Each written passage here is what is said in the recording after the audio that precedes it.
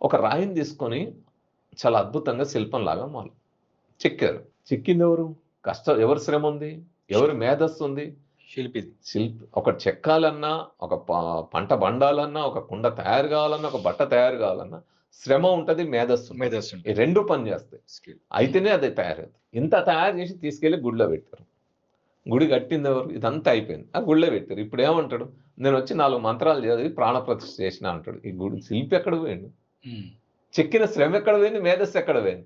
నేను ప్రాణం తెచ్చిపెట్టినా అంటాడు. ప్రాణం ఎట్లా తెచ్చిపెడతాం? ప్రాణం తెచ్చి పెట్టగలిగిన వాడు నీ మంత్రాలతో నీళ్ళు అది. ఆ రాయినే చేయొచ్చు కదా నువ్వు విగ్రహం లాగా నీ మంత్రంతోటి, నీ దాంతోటి. సో అంటే ఇది ఇప్పుడు ఈ శిల్పులు ఏమైతారు? శిల్పుల యొక్క శ్రమకు విలువ లేదు. ఆయన మంత్రానికి విలువ వచ్చింది. అట్లా ప్రతిదాన్ని ఈ శ్రమజీవులు ఏదైతే విజ్ఞానాన్ని పెంపొందించుకున్నారో దాన్ని అణగదొక్కడం మొదలైంది.